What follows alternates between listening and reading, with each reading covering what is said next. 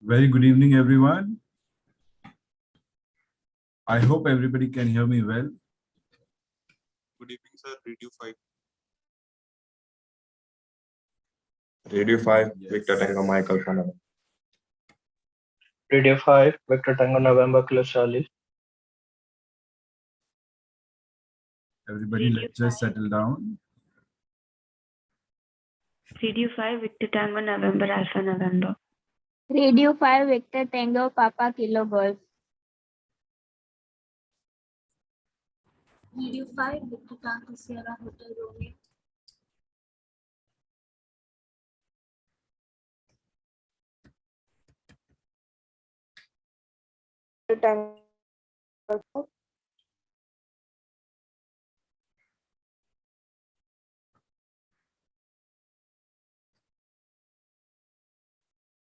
Okay, students, I'm not able to hear you all properly. I hope you all can hear me on a scale of 5.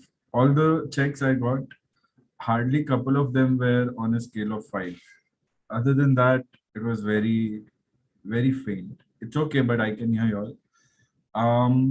Students, today we have to continue from where we left. So let's quickly recall. If we remember what we had done in our last class, it was a topic called time. And what did we learn about time? We learned about time with respect to the earth, the sun, something known as heavenly longitude, heavenly latitude. Through that longitude D-long position, we get something called as local hour angle or a Greenwich hour angle. I want you all to revise the definition if you have any doubts. Today we are going to start with calculations. We are going to first learn how to convert an arc of a heavenly longitude into degrees, minutes, or into times, or conversion of arc into time.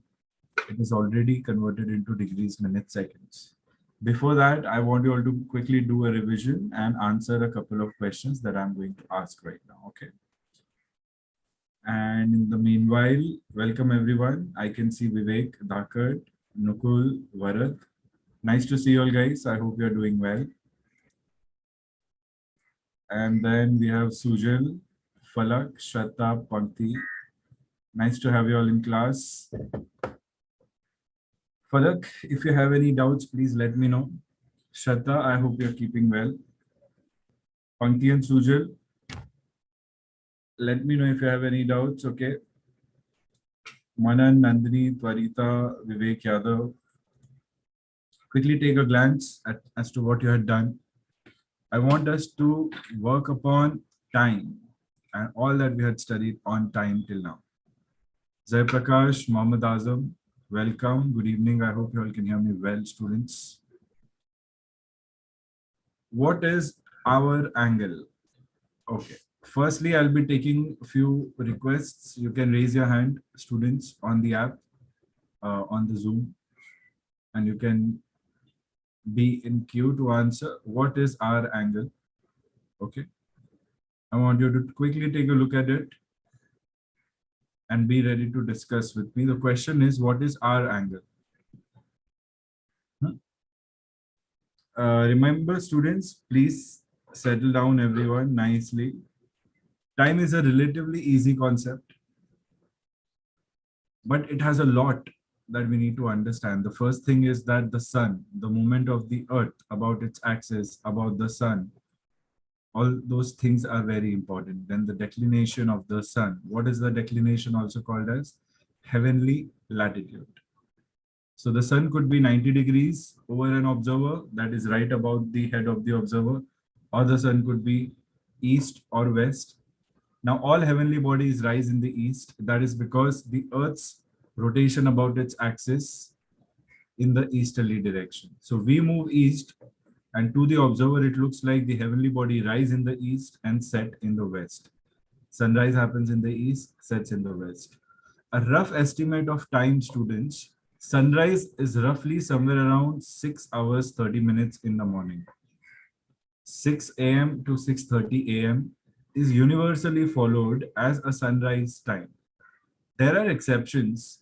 Places like Andamans and Nicobars although they follow Indian Standard Time, so everywhere in India, if the sunrise is going to happen at around 6:30 a.m., Andamans and Nicobars, because they are in east and they are very far away from the mainland of our country, they are ahead of us in terms of time. So their sunrise happens quite early in the morning, around 2 hours early in the morning, 4:30, 5:30, or 4 a.m. in the morning. So although they follow Indian IST, their sunrise happens quickly. Now, why is this happening?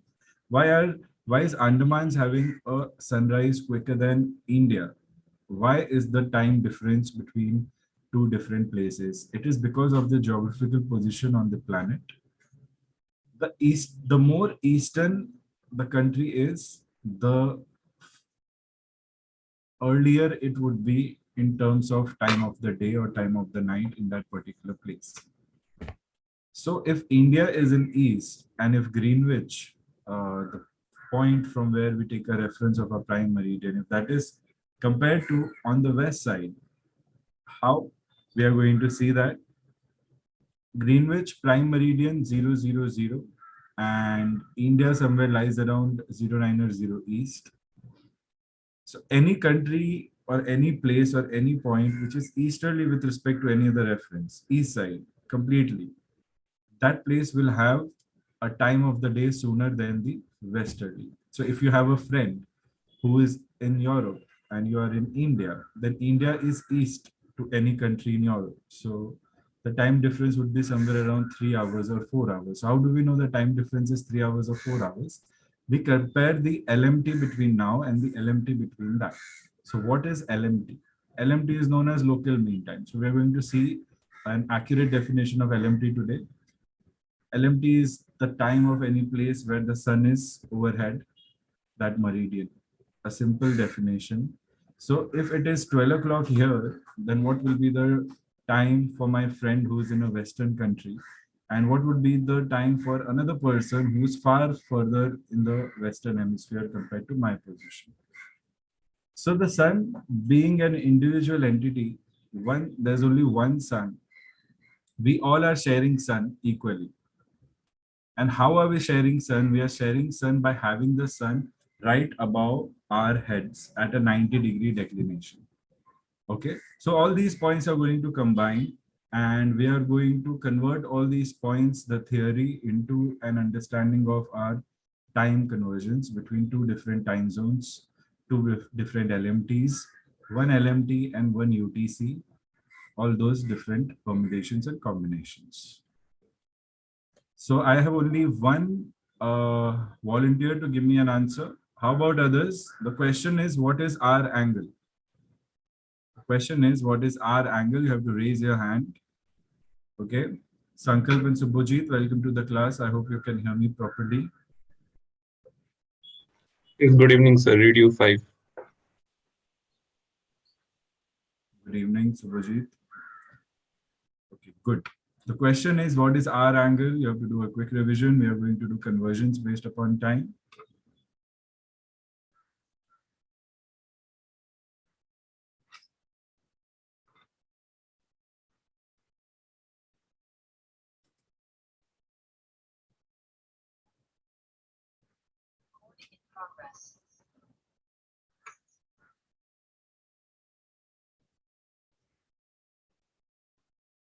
Okay, Manan, go ahead.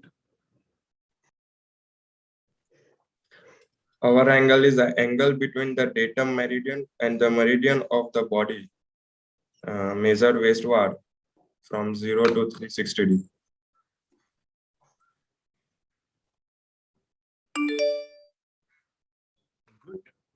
But I could not hear one word in between your definition, Manan. Do you mind repeating your answer again, a little slow? I repeat again, our angle is the angle between the datum meridian and the meridian of the body, measured westward from 0 degree to 360 degree. Meridian of the body measured westward. Good. From a datum meridian. Good. Yes, definition is correct, but I want you all to specify which body are we talking about. Okay, I want you all to tell me which body are we talking about. It is the sun, and the sun is on a particular meridian. That's the body. The sun is the body, and our angle is the angular measurement between any reference or a datum meridian and a meridian over which there is the body overhead, and that body is the sun. That is our angle. Good, Manan. Vivek, go ahead with your answer. R angle is a celestial body of arc on equator intercepted between meridian of datum and meridian of the body and can be measured from the westward direction from 0 degree to 360 degree. Good. We need to just specify what the body is in our answers. Can you do that, Vivek? So it's sun. Sun. So the sun being overhead a particular meridian. Okay. Good. Twarita, what was your answer? The angle of a celestial body is the arc of the equator intercepted between a meridian as datum and the meridian of the body, that is the sun, measured westwards from 0 degrees to 360 degrees. Okay. Very nice, Twarita. Well done. Well said. Different words used, but all keywords used. Arc of the equator, correct. It is a part of your definition. So see, students, there are two correct definitions to our angle. Both are correct. We need to mention if we are specifying later on in a definition, we can say that that's the celestial body. When it is the sun, we can measure our angles with respect to the sun, which is useful in the calculation of our time calculations. Varad, what was your answer? Go ahead.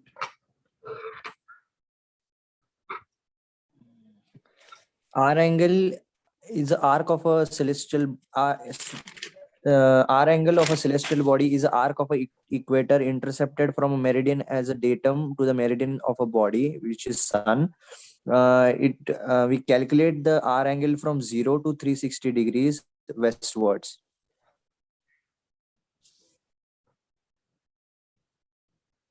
Varad, say again. Same answer, little slow. R angle of a celestial body is the arc of a equator intercepted from a meridian as a datum to the meridian of a body. The body is specified as the heavenly body, which is sun, which is measured from 0 to 360 degrees westwards. Correct. Good job. So see, students, once you repeat and revise, eventually the answer becomes very good. Everybody who has given the answer proactively, well done, students. Make sure you all remember the keywords. Nehal, welcome to the class. How do you read? Radio 5, sir. Great. Okay. We have one more answer. R angle is the angle measured in clockwise direction from datum meridian to a particular meridian with respect to the sun. Yeah, you could give this as an answer provided you are very descriptive with your answer, saying that the R angle could be measured with respect to any celestial body, and the measurement is such that we take a reference meridian, and from there we measure an angle in the westward direction or clockwise direction to the meridian of that particular celestial body. That is an R angle, and we do that with respect to the sun for time calculations, like that. Okay, well done, everyone. Let's just settle down. It's our first session of the week. We have had some 3-day, 4-day gap. So I want you all to be very focused, not miss anything, because I want you all to study as if this was your revision session also. Okay, like you have one good final session to prepare you, like that. So anybody wants to share anything or say anything or ask about time? So I want to know what is the maximum declination of the sun. As descriptive as you can be. I'm going to give you a hint. Okay, the hint has 50% of the answer. The hint is related to the small circles known as tropics. Maximum declination of the sun. There are 12 months in a year, and we know what happens to the sun, which date, which date. Quickly gather your answers. Be ready to give me an answer. Raise your hand.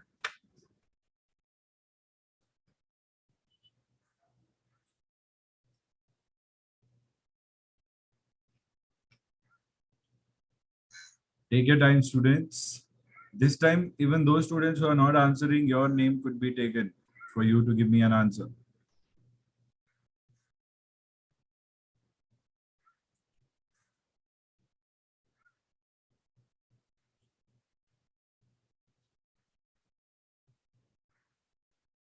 We have 4 volunteers so far, and we are 16. I think we are 15. So how about 9, 11 others? Good, I have 5 volunteers now. Students, take your time. I'm giving you a hint. Tropic of Cancer, Tropic of Capricorn. Maximum in the northern, maximum in the southern. We are talking about when will the sun be overhead a particular observer. That is maximum declination with respect to latitude.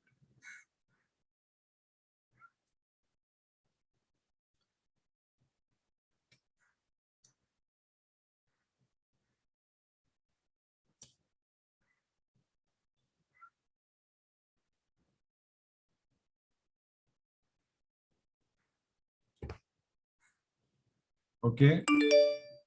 Victor Tango, Victor Kilo Delta. Vivek Darkat, go ahead with your answer.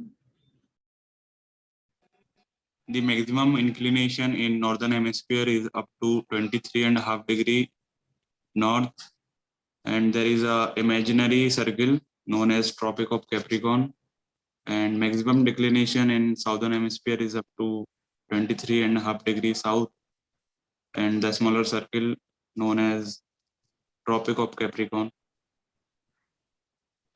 Okay. Maximum declination 23.5 degree north, Tropic of Cancer, 23.5 degrees south, Tropic of Capricorn. Fine. But there are so many more things that we could add to this point. Vivek, I would want a few more points added. Now we can talk about what happens to the sun when it is at 23.5 degree north. Then we can talk about the whole 6-month journey from 23.5 degree north to 23.5 degree south. There are 3 prominent positions, 3 prominent dates of the year. 21 when the sun is 23.5 degree north, second when the sun is on the equator from north to south, and the third when the sun is at 23.5 degrees south. So we also have dates, and those days have certain meanings. There are solstices, there are equinoxes, simple as that. So we include all important points. There are around 7 to 8 points, right? Nukul, are you following? Affirm, sir. Okay. Twarita, go ahead with your answer. The sun is over 23 degrees and a half in north. That is the summer solstice, June 21, Tropic of Cancer. September 21st is the autumn equinox. That is the sun is on the equator. Winter solstice is on December 21st, 23.5 degrees north. And on the Tropic of Cancer, that is on the Tropic of Cancer. And on March 21st, is the sun is at the equator, spring equinox. Spring equinox. Okay. Anybody wants to add to this answer or correct the answer if the answer is any incorrect?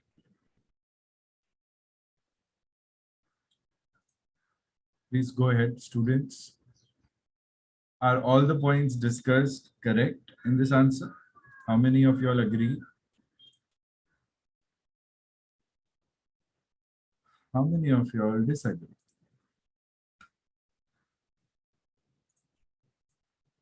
Nukul agrees. How about others? Everybody else disagrees? Subhojit, Varat, Vivek, Sankalp, winter solstice,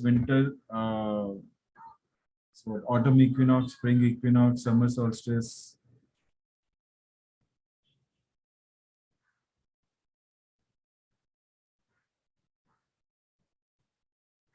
Students, I'm waiting for a response. Find a way to respond. I know you're busy, I know this and that, but find a way to respond. There's so many ways. If nothing else works, you can drop me a message on WhatsApp as a response to what we are learning right now.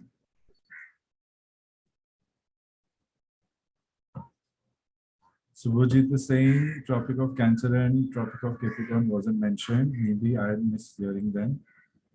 Okay. Wake. Maximum declination in north on 21st June called summer solstice of the hemisphere, and 23rd September sun at equator called autumn equinox. 21st December max declination called winter solstice in southern hemisphere.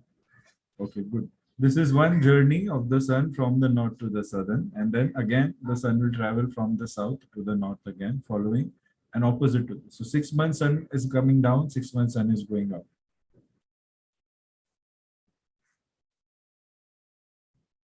Are we all following, students? Is it just me who is discussing these things?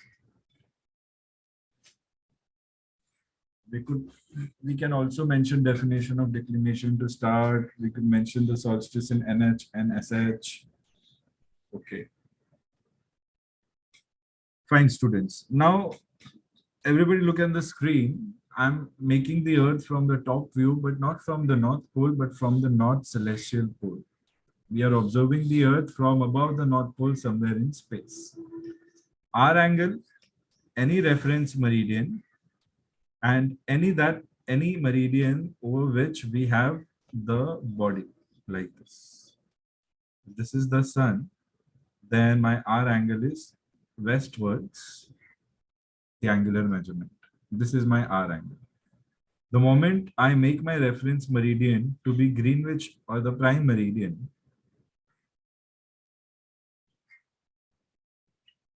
this is my prime meridian. I'll name it PM 000.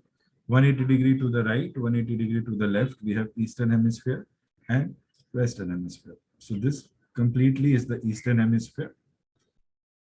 Starting from here, you have 0 0 degrees east, and it goes up to 180 degrees east-west. And in the other direction, you have 0 degrees west and 180 degree east-west. So this is measured like this, and this is measured like this. Okay, this is equivalent to what your D long is, and this is equivalent to what your R angle is. Okay, why is this diagram important for us? Because of a number of reasons. Are different time zones. Why is the universal time also referred to as Zulu time? Okay. It is referred to as Zulu time because the zone in which the Greenwich as a place falls is termed as Zulu. Similar to that, there are many zones.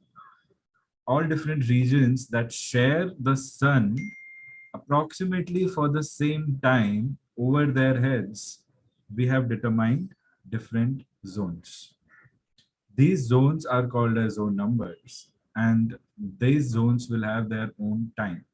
This time will be with respect to your prime meridian only. So your reference is prime meridian. And that reference on prime meridian could be any reference. You could consider that reference to be 12 in the midnight, that is 24 hours. Or you can say 0000. There is a way to write that also. Or you can take the reference to be 9 a.m. You can take the reference to be 12 p.m. Any reference that you take, the locations on the Eastern Hemisphere will be having earlier time of the day. It means if you are in the Eastern Hemisphere compared to the prime meridian, then you are early. Okay? It means you will wake up early, that is sunrise is early, noon is early, sunset is early, night is early, or midnight is early. All that is early compared to your prime meridian. What is the difference? The difference depends upon where exactly your zone is located in terms of degrees, minutes, and seconds from Greenwich prime meridian, prime meridian, which is located on Greenwich. That's why this diagram is important. Now, I'll further enhance this, increase the size of this diagram to show you all different zones. I'm looking at Earth from the North Celestial Pole. So the first zone, okay, students, the first zone that I have is,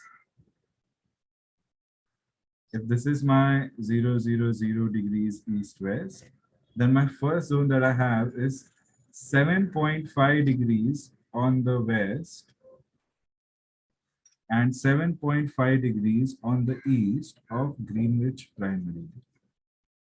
This entire zone of 15 degrees, that is up from 7.5 degrees west to 7.5 degrees east.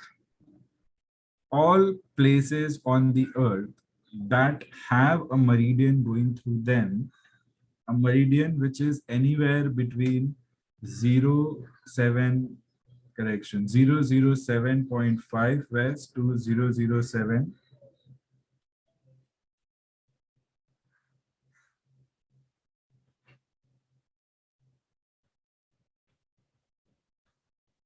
The whole range of 15 degrees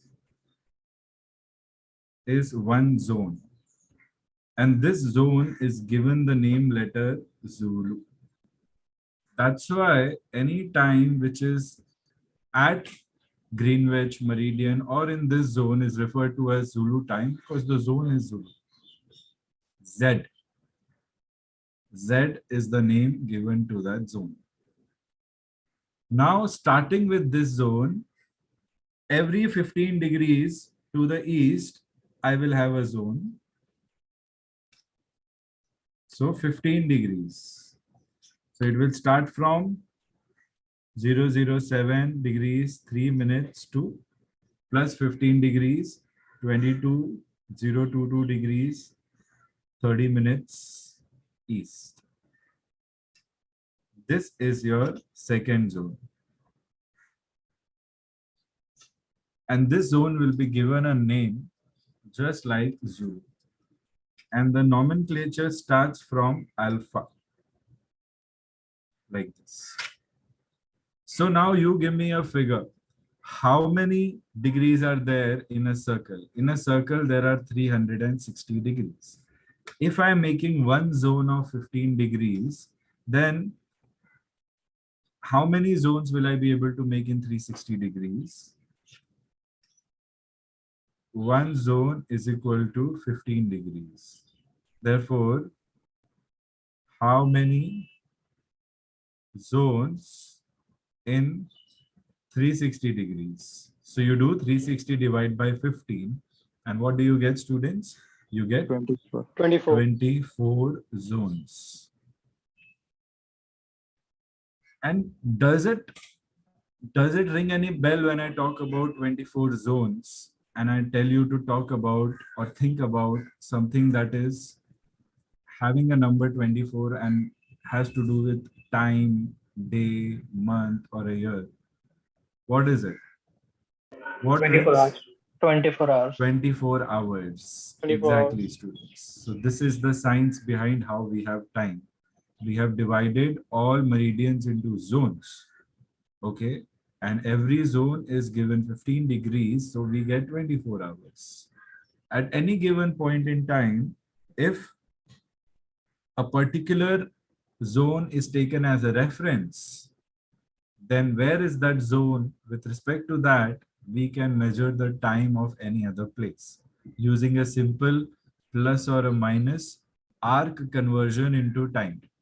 Why is that arc conversion needed? Because we are talking about the arc, which is a great circle over here, which is a 360-degree arc. So the whole zone over here is 15 degrees. The whole zone over here is 15 degrees. Similarly, we'll have next zone 15 degrees. We'll have next zone 15 degrees, next zone 15 degrees, and next zone 15 degrees. So in a quadrant, what is a quadrant? 90-degree slice. A quarter is a quadrant. How many zones will I have in a quadrant? 1, 2, 3, 4, 5, 6. 6 zones in a quadrant.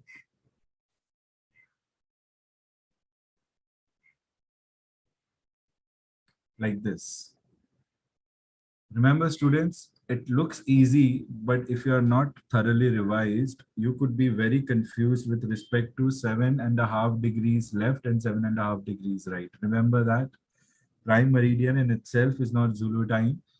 007 degrees 30 minutes east of prime meridian is also Zulu time.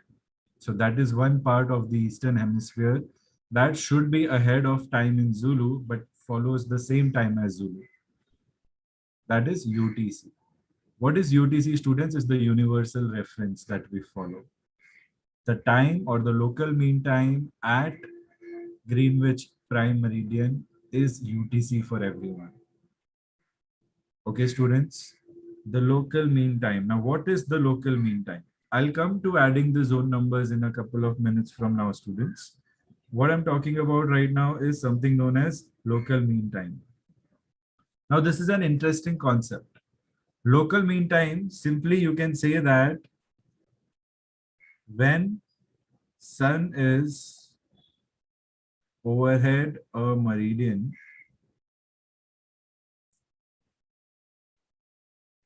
the LMT of that place is 1200 hours.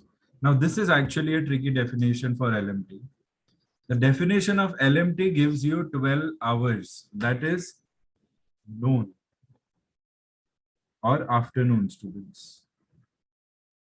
So the definition of LMT itself says it is afternoon in that place and it is sharp 12 o'clock or 12:00 or 1200 hours or 12 p.m., however you want to call it in a layman term. LMT is 12 o'clock for that place wherever the sun is right above head on that meridian, or sun is overhead, or 90-degree declination for the observer for that particular point. Now that is LMT. Now what is UTC? UTC is, for LMT you can write down the full form, local mean time, and for UTC you will write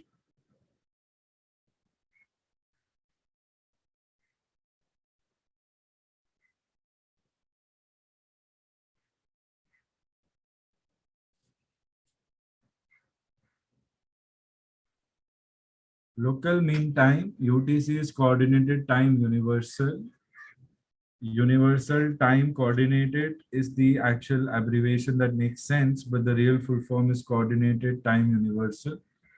Or you can also say it is universal coordinated time. But if anybody is asking you about the exact definition of UTC, then you will say it is coordinated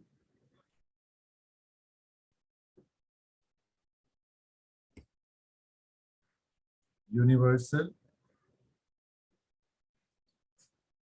time, CUT. But the abbreviation is UTC, but the full form is coordinated universal time. Remember this. The meaning is same when you're talking to a friend or you're talking to somebody else. But with respect to your examinations, only one meaning is correct, which is coordinated universal time. Now, if I tell you what is the definition of UTC, what will you say? It is the LMT at Greenwich. It is the LMT at any point through which the Greenwich meridian passes or the prime meridian passes. What is LMT? It is 12 o'clock when the sun is overhead. Now, students, you might be thinking, sir, what if the sun is not overhead? How will I calculate? If the sun is not overhead you, the sun will be overhead somebody else. So you find out what is that meridian over which the sun is, and then you measure your R angle between that meridian and your meridian, or your meridian and that meridian, whatever the definition of R angle suits. Whatever the difference is between degrees, that difference you will convert into time, and that you will either add or either subtract to your reference. So we will already know that the other place will have 12 because the sun is overhead in that place. So either we'll add or subtract. How to add or subtract? Whatever is on your eastern side, you will always add. to get earlier time or earlier days. Now that is a logical approach, students. Always think logically before making the addition or subtraction. Don't just quickly ratify it thinking, okay, east है तो I will add, and west, if it is west, I will subtract. Not necessary always. There are certain trick questions where you have to think logically before doing the addition or subtraction.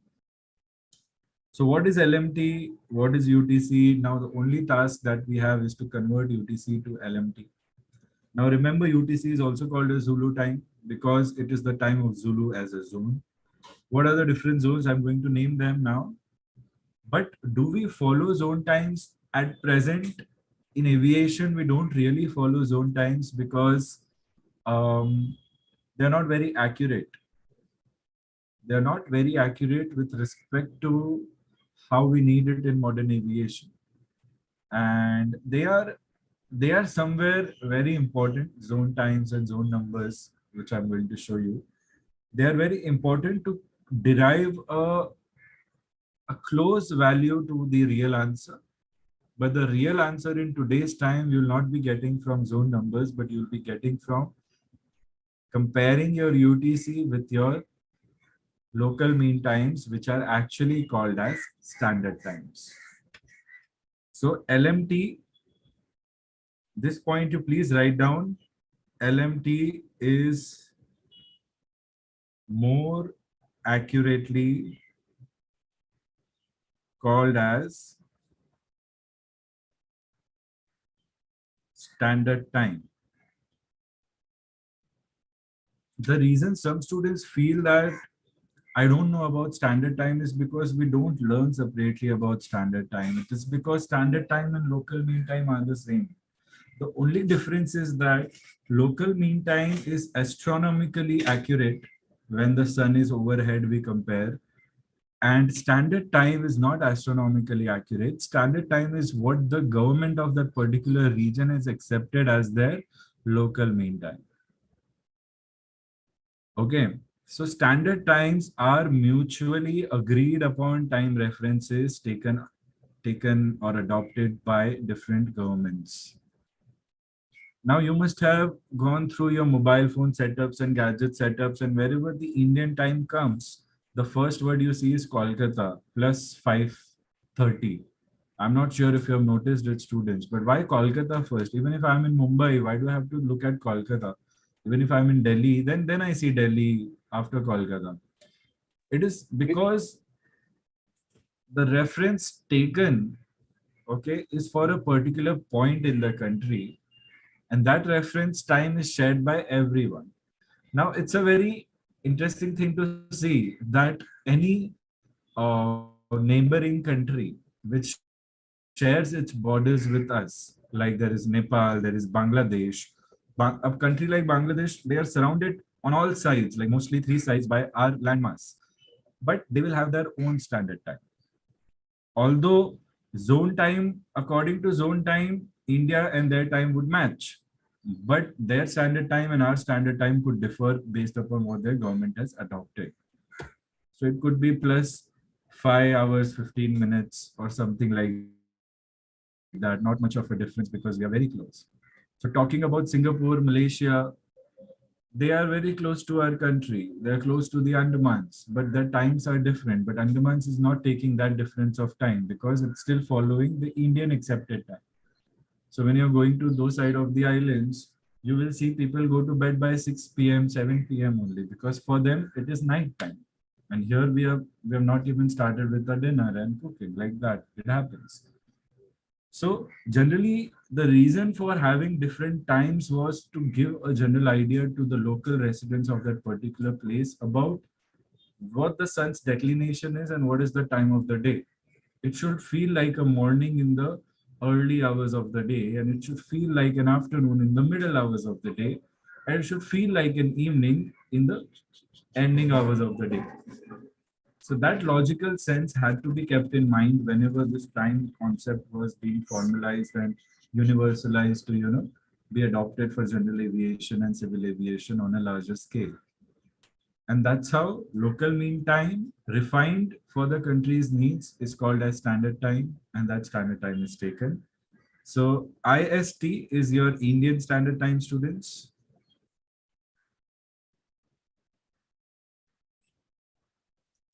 And every time you will have a reference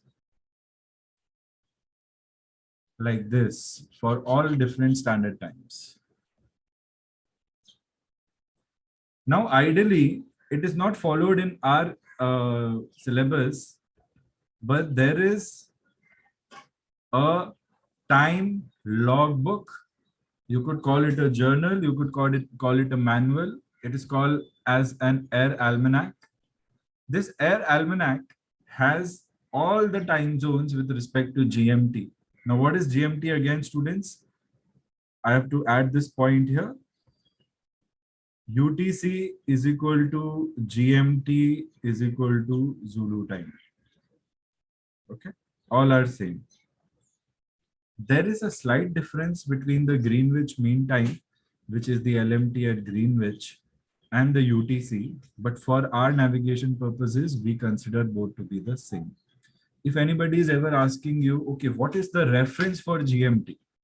Okay, GMT is the world reference, but what is the reference that you are taking for GMT? Then don't be stumped by a question. Okay, it is a simple point.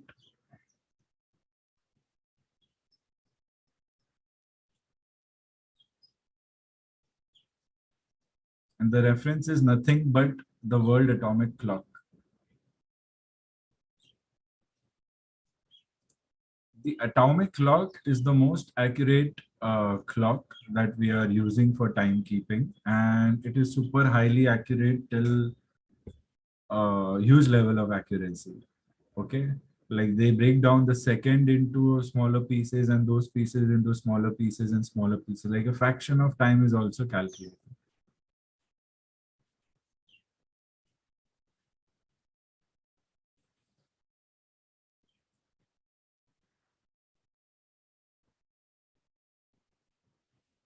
I want you all to write this point, everyone. LMT at Greenwich Meridian. I'm not writing it, I'm dictating it. Please make sure you're right. LMT at Greenwich Meridian is known as GMT.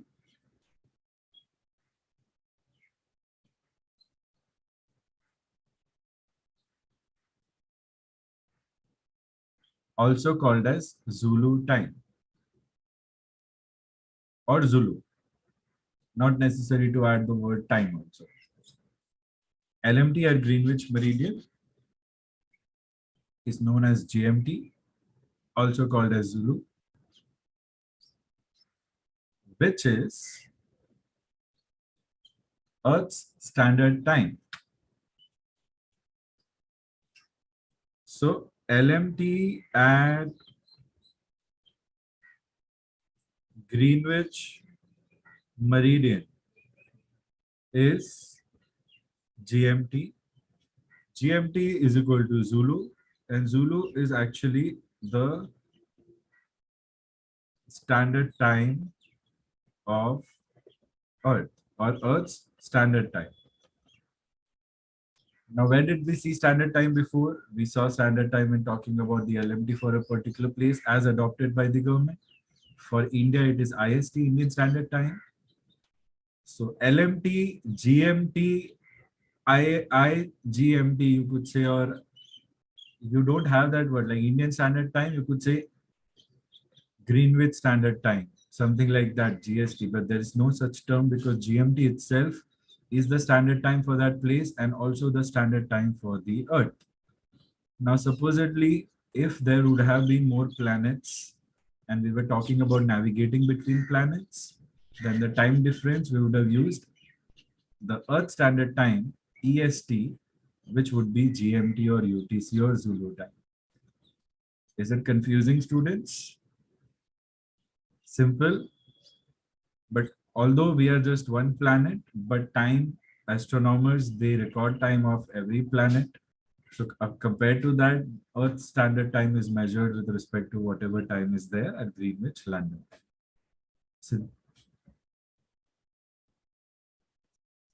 So every region, I'm going to rephrase it again. Every region has their own local time or own standard time.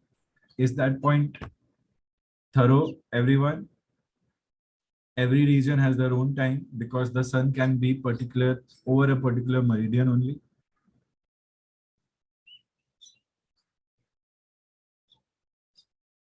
So whenever the sun is over that meridian, that becomes the local mean time of 12 hours for that particular place. Now, when that place is prime meridian, any place that has a point or any place that has prime meridian passing through it, when the sun is overhead that meridian, I'll show it to you in this example. When the sun is, I'm making the sun red over here. When the sun is anywhere on the prime meridian, okay, here my LMT is 12 hours, but because the sun is over the prime meridian, my Greenwich mean time will be my local mean time, which is 12 hours. And GMT is also known as UTC. All values are the same. And the other name for GMT is Zulu time. So Zulu, GMT, UTC, LMT, all is 12 hours right now when the sun is above the prime meridian. Okay, students, I want you all to look at the diagram also where the sun is. Is this small ball I have made on the meridian. Remember, we are looking at the earth from a point in space from over the North Pole. That's why we term our point of view as North Celestial Pole. Is this much clear, everyone? Falak, is this much clear to you? Why are we talking about 12 o'clock being the LMT? Because the sun is overhead that meridian. A meridian is a line joining from North Pole to South Pole. And the meridian that passes through Greenwich in London is a Greenwich prime meridian, which is a reference. Now, students, what I'm trying to tell you all is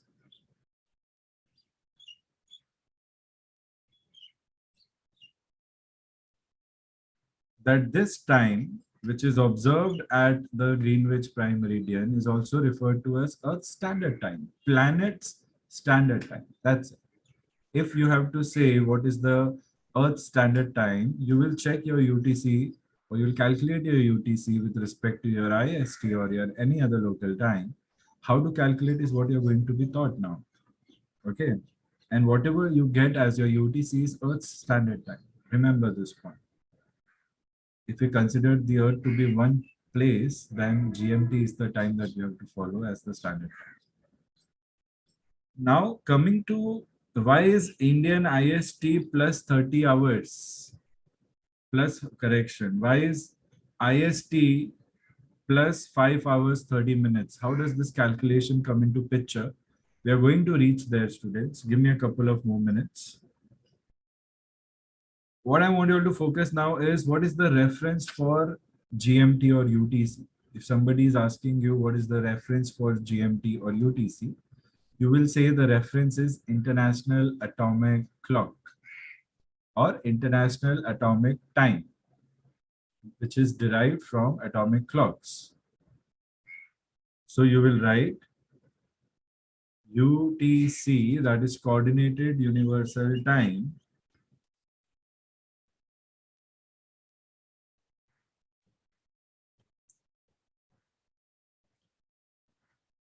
Coordinated Universal Time is regulated against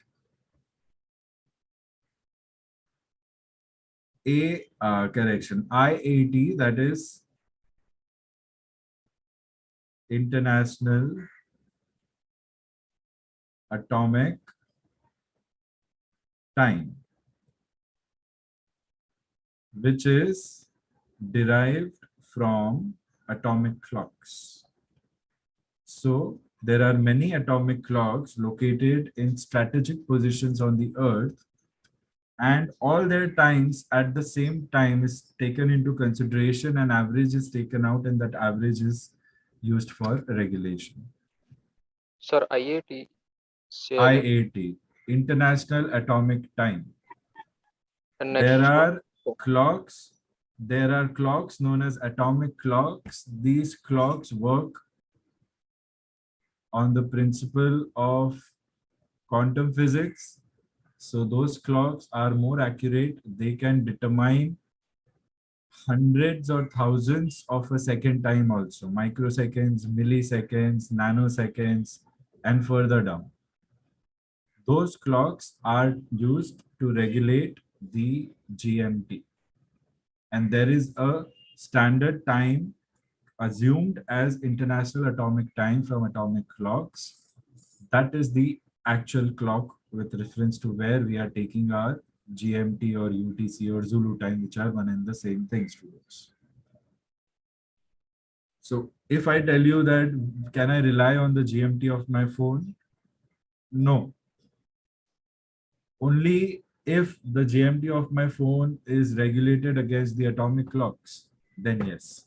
Otherwise, it will not be accurate like that. How much would be the difference, students? Not much.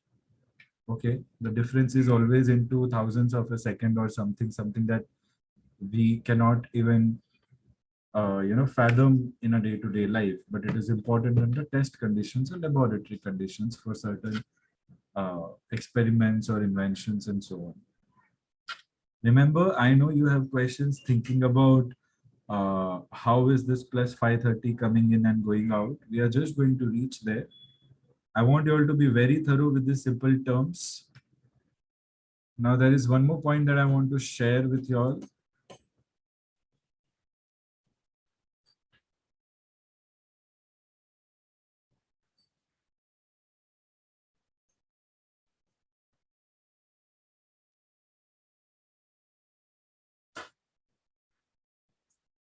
About LMT, write this point down.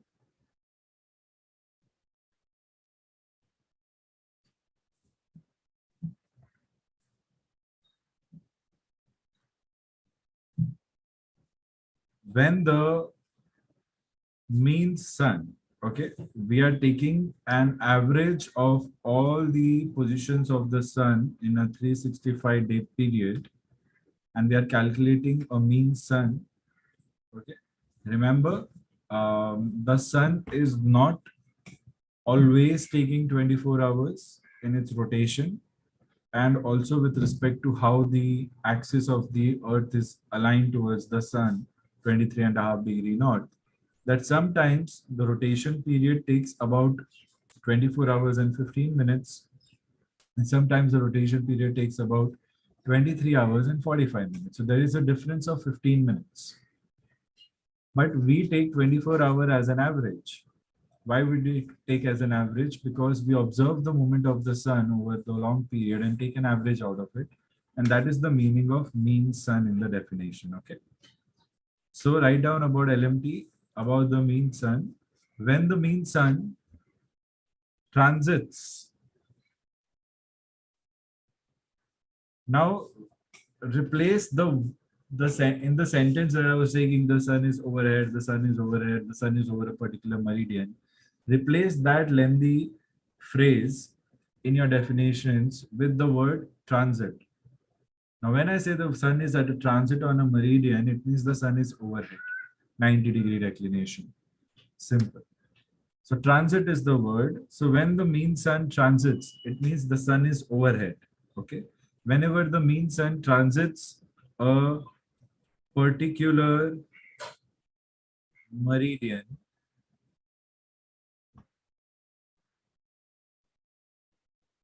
the local mean time at all places on that meridian is 1200 hours. That is midday or noon. Students, I want you to look at this definition and tell me if you have any doubts or if you are thorough with it.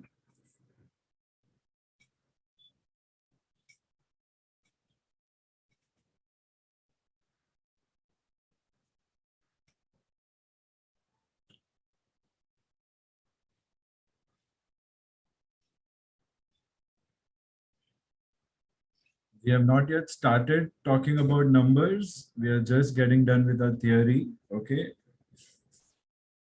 Hold your horses, everyone. Take your time. Don't rush. I have been talking non-stop. You know,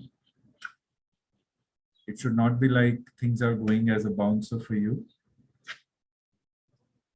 Now I'm going to give you another interesting point about LMT. Make sure you write it clearly.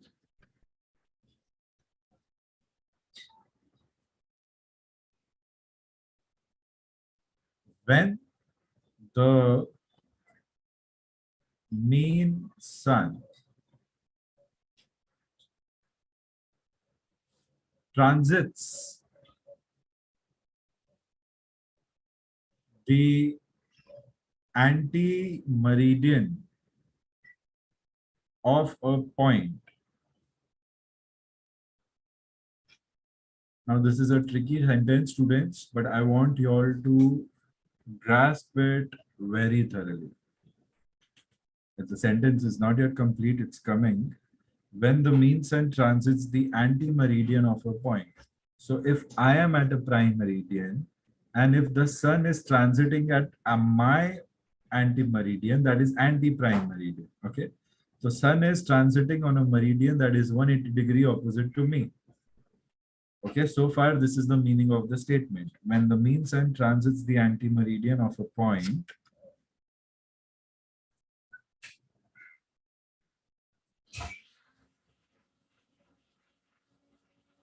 the LMT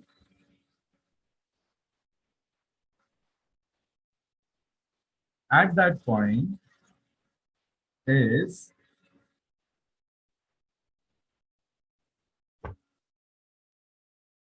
0000 hours or 24 hours, also known as midnight.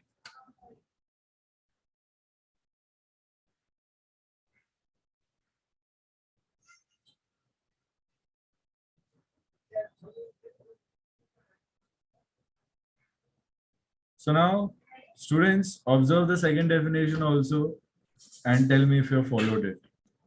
To be honest, I had a tough time understanding this for the first time. I remember that day clearly when I was actually studying time. It was long back, but I remember that for me it was a little confusing to understand.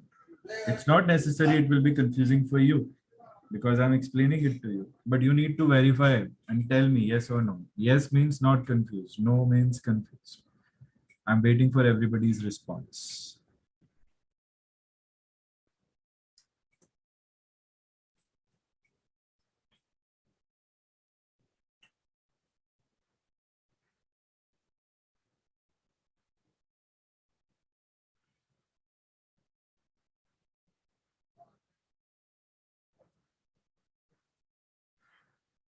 Now, interestingly, students, something that will keep you way ahead in your GDs and whatever uh, concept-based debates you come across, okay, in your student life.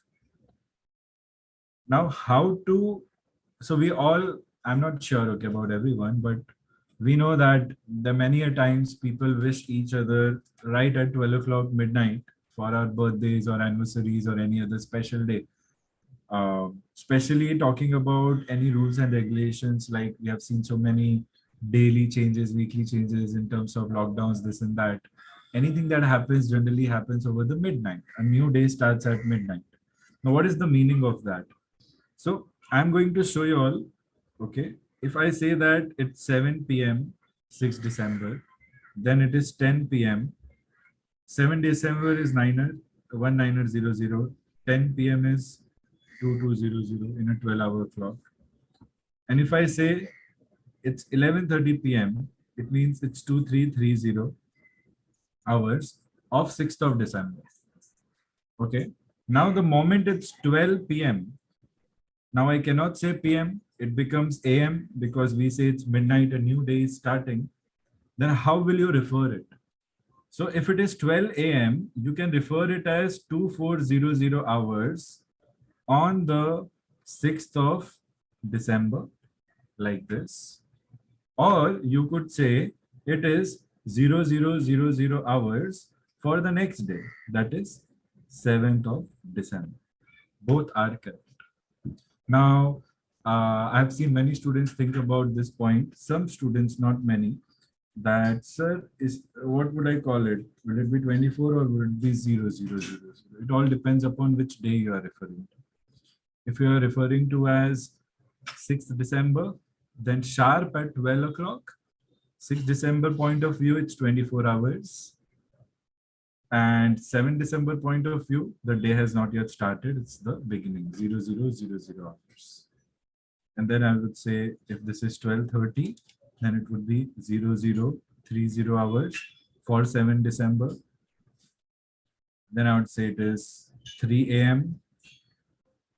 So 3 a.m. would be 0300. Then I'll say it is 6 a.m. Then 6 a.m. would be 0600. And I'll say it's 9 a.m. Then it will be 0900, like this. So the date comes into picture. And the reason I've not yet taught you to do the calculation of it is because I want you all to learn about the difference in the date also before we do calculation. It makes it very easy for you to come up with your dates. So here, 6/12, 6/12, 6/12, and then it changes to the next day, 7/12, 7/12, 7/12, 7. So this date, okay, this date changes. And this date changes, interestingly, with respect to a meridian also. Do you see the reference of drawing the diagram is the same when it comes to time? It is looking at the earth from the north celestial pole only.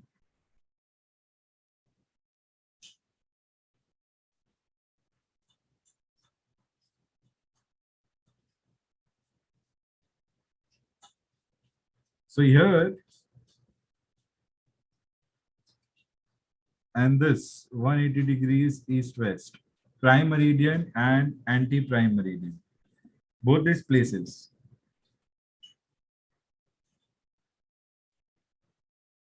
Whenever I am traveling westwards, this direction is westerly, remember, or I am traveling in this direction, which is easterly direction. This meridian, which is 180 degrees east-west, is known as IDL, also known as International Date Line. Now you are coming close to understanding the Earth, conversion of arc, and calculations of time. This international date line is interesting because the moment a pilot goes from a point here to this point, the pilot is going to enter a place where the date changes. Okay, simple as that. If my pilot is going in this direction, from this point, let's say earlier from A in the east to A in the west, or from B in the west to B in the E, that is east, the date is going to change. Now, depending upon your direction of flight, you are either going to lose one day of your life miraculously, like, okay, one day is gone, you did not get to live, or you will get to live the same day twice in your life. What I'm trying to say is, you can theoretically travel back in past when you cross this international date line, or you can jump ahead in future theoretically. It is true, not in terms of time travel, but in terms of calendar travel, you could say. Now, that is an interesting point that we are going to discuss ahead. First, we'll come to conversion of our arc into time. Then we are going to see how to convert different LMTs. We are going to observe an example of one position of the sun and difference in the time in different places. And then we'll do a few calculations and we will see where we stand. So students, I'm going to give you a 10-minute breather. Okay. So come back at 1816. Okay, 1816 or 1817. It's a 10-minute short break. And we'll come back and we'll do a numericals.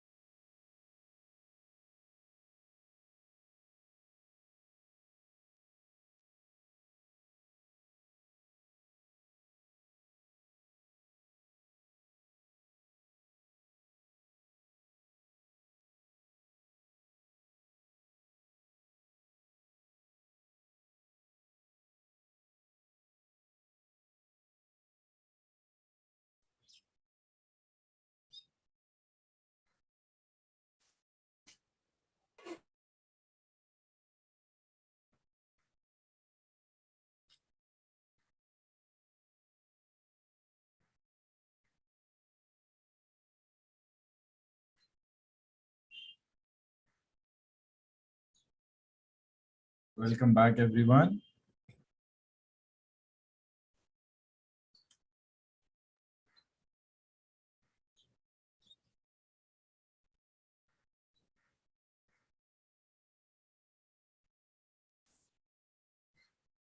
All stations, all stations. This is Port Blair Tower. How do you read? Radio 5, Victor Tango, Victor, Victor Alpha. Radio 5, Victor Tango, Victor. Radio 5, Radio, November Alpha November. Radio 5 Victor Tango Papa Kilo Golf. Radio 5, Victor Tango, November Kilo Charlie. Radio 5 Victor Tango Tango Papa Kilo. Radio 5, Victor Tango Sierra Hotel Romeo. Radio 5 Victor Tango Sierra Sierra Hotel.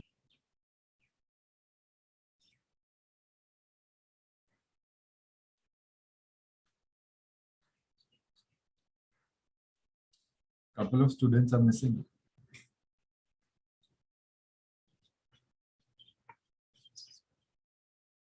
So I hope you all are following. I don't want to make it too technical because it's one of the most easiest topics, but it becomes much more easier for future when you learn it properly. Okay, so the whole idea is to, make sure that you don't miss any important point which is theoretical. Sometimes if question comes, then the question could come in a bunch of 3 to 4 questions from this topic also. And couple of them would be conversions and couple of them would be theory. And chances are if you're not well versed with the theory, then you will not be able to give the correct answer behind theory. That's why the emphasis is first, let's get the theory out of our way and we understand what these different terms mean. So I want you all to be like very comfortable with the topic. It is somewhere elementary astronomy included in it. And what is navigation without navigating the old way?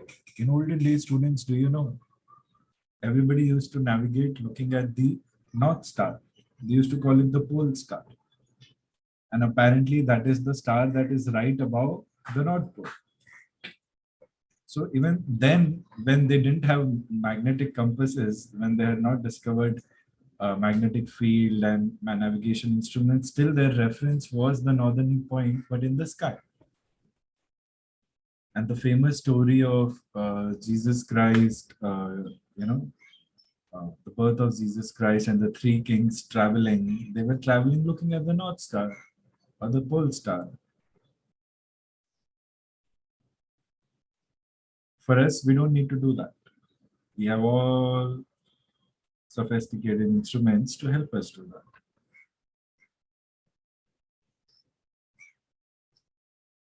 I hope everybody is back.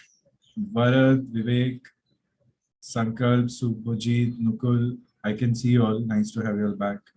Sujal, Falak, Shraddha, Pankti, Nandini, Vivek Yadav, Nihal, Twarita. I hope you guys and girls are there ready for the second part of the session.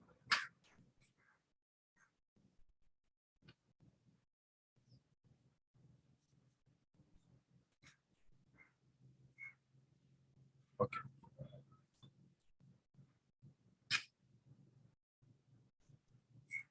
Now let's play with numbers, and please students make sure that you have your scientific calcs on and the scientific calc is tuned to the DMS function.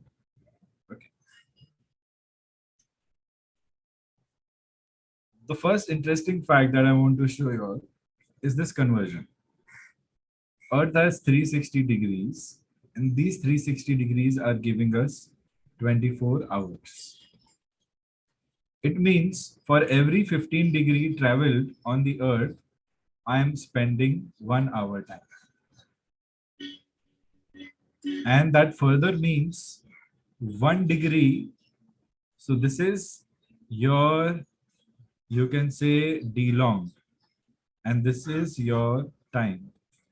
Your D long or meridian or arc conversions into time.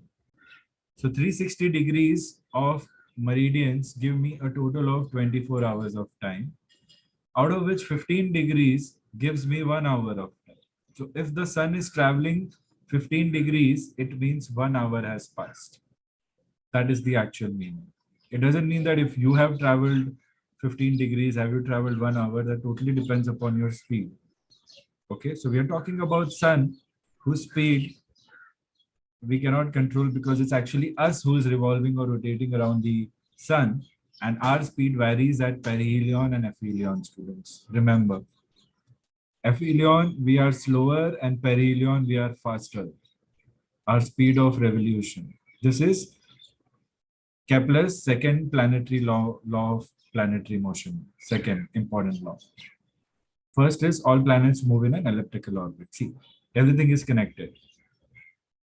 1 degree of your longitude meridian arc movement gives you roughly, not roughly, accurately 4 minutes of time,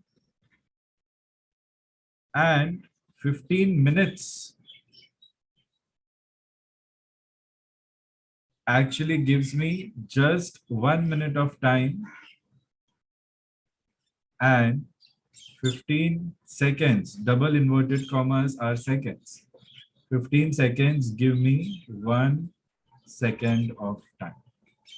Now, if ever you want to know what is the actual application, take a reference, check the time of that reference, check the meridian of that reference, and find your destination, find the meridian of a destination, and just measure the d long between your reference and that meridian.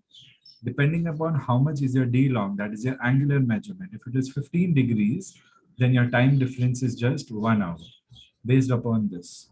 If it is 1 degree, then your time difference is just 4 minutes. If it is 45 degrees, then that is 15 plus 15 plus 15, 45.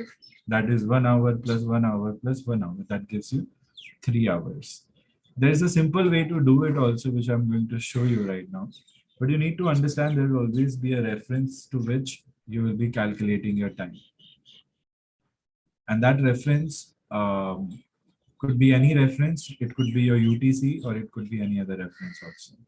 So 15 degrees, if there is a change, then the time changes 1 hour. If it is 60 degrees, then I know the time change would be how many hours, students? Write in the chat box.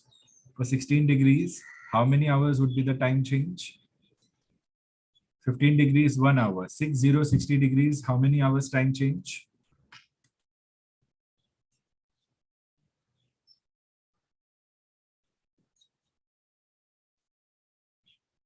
Sujal, Subhajit. Students, 15 degrees, 1 hour. 60 degrees, how many hours?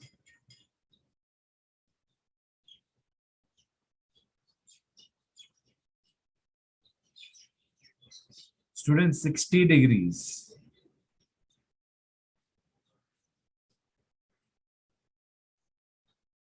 Everybody cross-check your answers. Not 16 degrees, 60.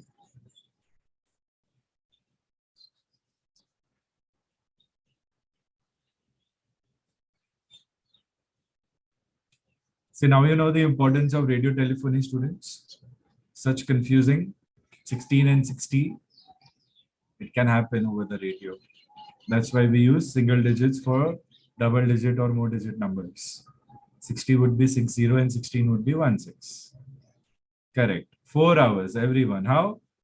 60 degrees, right? 60 degrees divided by 15 because 15 degrees gives me 1 hour. This is what I'll always do. Whatever value you will get as your D long, okay, whatever you get as your arc measurement, you divide by 15 to get your answer in hours. Simple as that.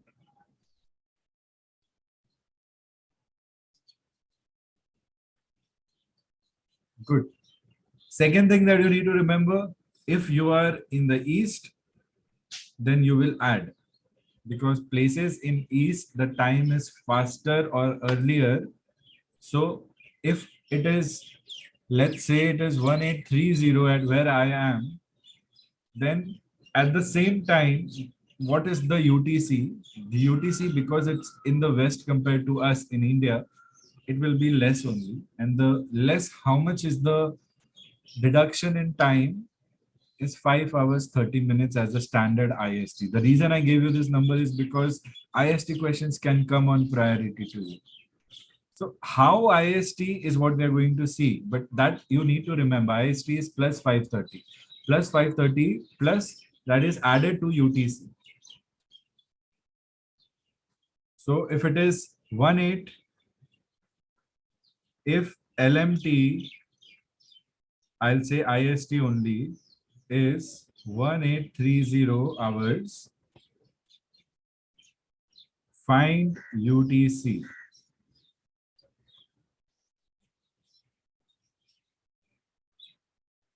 Now you don't need to calculate any D long and arc because you do know IST is, so my solution, my IST is plus 530 UTC. That is the actual figure.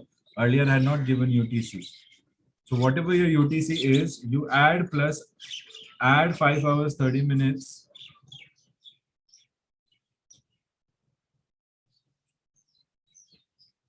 to UTC and you get IST. So what does it mean? How to find UTC? IST minus 5 hours 30 is equal to UTC. So how to do it mathematically, students? I want you all to learn this math. 1830 minus 0530. Now remember, the base is of 60 in these equations. The base is of 60, it is not of 100. 0 minus 0, 0, 3 minus 3 is 0. 8 minus 5 is 3, and 1 minus 0 is 1. So my UTC is equal to this number. I want you all to check your phones, check your world clock. Every phone has a clock. In that clock, there is an option called world clock, and check UTC. Simply, you can put London or you can put Greenwich in the search box to get the time for that place and tell me if it's accurate or not. Because 1830 I'm taking as the present time and we are still 1 minute behind that present time. By the time you check, you should be able to see this UTC. I want you all to learn this math like this only, not through the calci.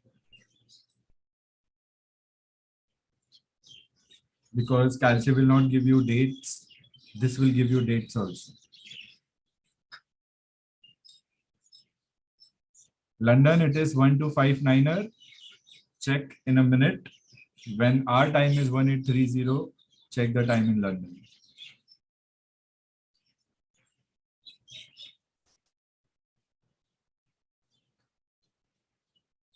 Falak, are you following? Yes, sir. Good. Pankti, are you following? Affirm, sir. Nihal?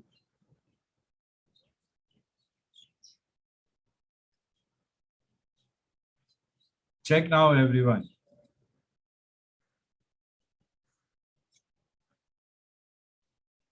Nihal, how do you read? Are you following, Nihal?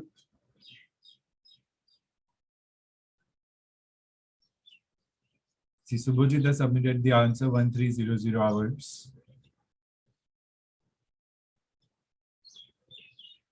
Vivek Yadav had submitted a minute ago. Is everybody else checking?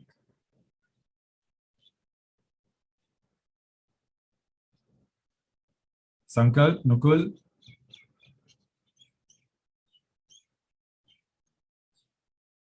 Easy. IST, UTC, we are going to score a mark.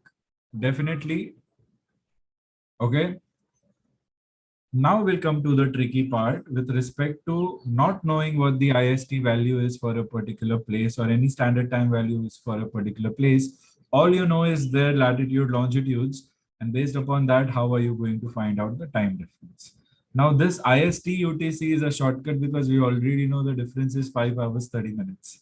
But before we go ahead, I want you all to solve this sum. If UTC is 0900 hours, students, 24-hour format, 0900 is morning. Okay. Find Indian Standard Time. Now remember, the questions will not be as direct and as easy every time. Sometimes you will not be spoon-fed certain questions. They will be twisted.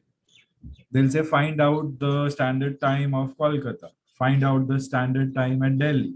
Like that, they'll trick. You'll be like, oh, I don't know what is the latitude, longitude of Delhi. How am I supposed to remember? How will I solve? No, it's India. 5:30 plus. Simple. That's why we stick to this method first and then go and do the other method. I want your answers. Vivek Thakur, first one to give your answer, 1430. Subhajit, 1430. Vivek Yadav, 1430. Manan, 1430. Sankalp, 1430. Sujal, 1430. Nandini, 1430. Pankti, 1430. Farag, 1430. Good. How will you cross-check whether India is ahead of the London or not, of the UTC? Over there, it's just 9 in the morning. Over with us, it is afternoon. So we are ahead. Don't think morning they are ahead and we are lagging behind. We are ahead. It means the date is same. You have to consider the date also. So if it is 1430 at 8th of February, then it is 9 a.m. at 8th of February. So in your equations, you should always consider time. 8th February, like this. Then what is your standard time? IST is equal to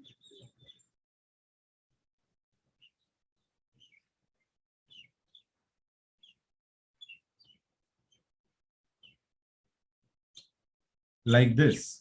Here with 0900, you will also write time. 8th of February, like this. And then you solve it again. 0 plus 0, 0, 0 plus 3, 3, 9 plus 5. Now this is tricky over here. 9 plus 5, 14, 1. Okay, easy. 14 hours, 30 minutes, and the time, the date remains the same. So you have to include the date also in your equation. Sir, why is it 8 by 12, 8, 12? Correction, it is 8-2 February. Fine.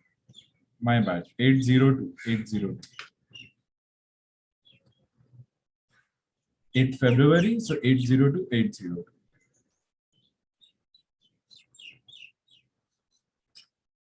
Such are your calculations, okay, for your time conversion. Simple as that. Now, let's just do a simple hour conversion, okay.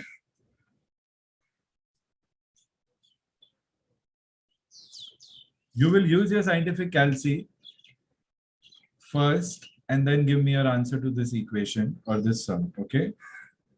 It's simple. I'm giving you a textbook value so that when you're going through your notes, you get to do it twice. Convert 137 degrees, 36 minutes of arc to time.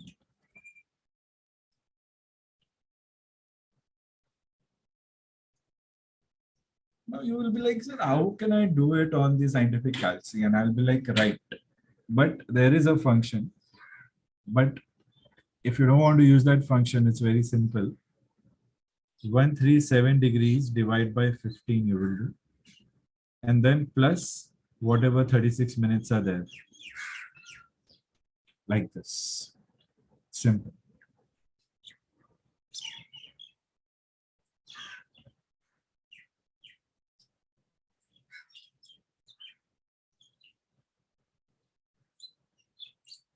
But again, this 36 minutes of arc is not time, it is arc. So can I just add 36 minutes? No, I need to convert it. So I have to take help. 15 minutes, give me 1 minute. So again, I'll divide by 15 only. Minutes also I'll divide by 15. Hours also I'll divide by 15. So if I do 137 divide by 15, I get 9.13. And this, what have we learned about solving 0.13? You multiply it by 60.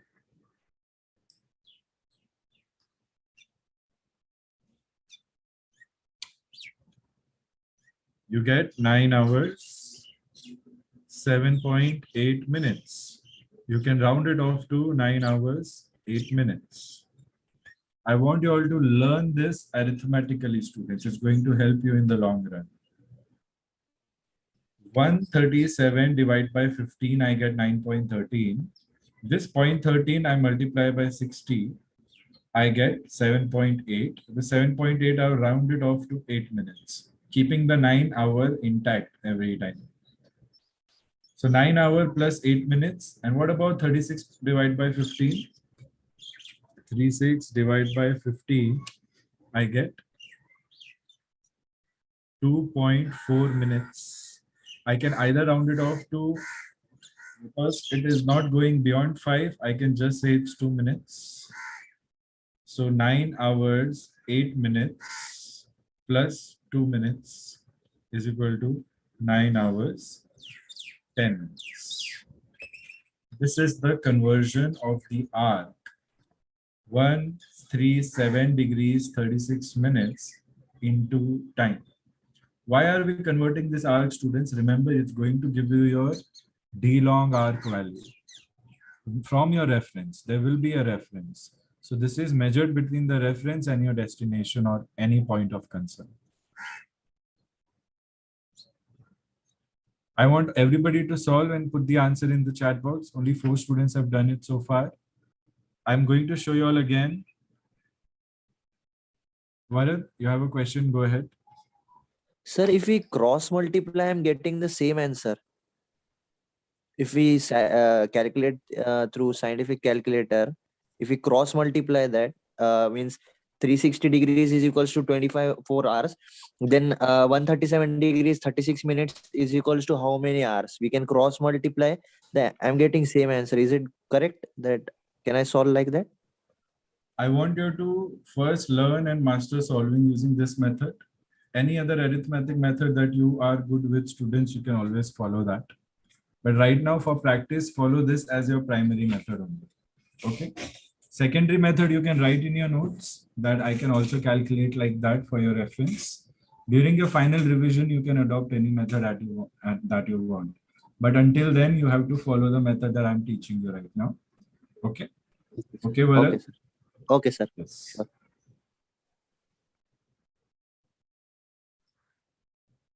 Okay, I don't have many submissions. I only have 1, 2, 3, 4, 5, 6, 7. Half of the class is not answered. If you're confused, let me show you again. My arc is 13736. 137 degrees, 36 minutes arc. It is actually your D long. We don't know what the reference is. We don't know what the destination is. Just a simple conversion. So what do I do? To convert degrees into minutes, divide by 15. Degrees into hours, okay, divide by 15. And to convert minutes into minutes. Now this is the confusing point. Degrees, hours, we know. Minutes in length of arc and minutes in time, both. And to convert minutes to minutes, we also have to divide by 15. Simple. Why? Because 15 degrees is equal to 1 hour. And why? Because 15 minutes is equal to 1 minute. Like that. 15 minutes of arc length is equal to 1 minute of time. If you are initially getting partially confused, don't worry, you'll get that. Be patient. Simple as that. So 137 divided by 15 and to get hours, and to get minutes, 36 divided by 50. So 137 gives me what? 9.13 hours.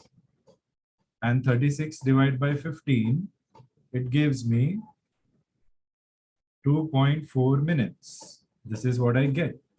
Now I have to learn to convert decimal value of hours into time value of hours. So this value becomes 9 hours. Because 9 is accurate, I just want to convert 0.13. So this 0.13 you will do 0.13 into 60. This is the way to convert decimal into hours and minutes into minutes again. And here also you will take 2 minutes, 0.4 into 60, like this. If you want, you can do that to get more accurate answers. 0.13 into 60 gives me 7.8.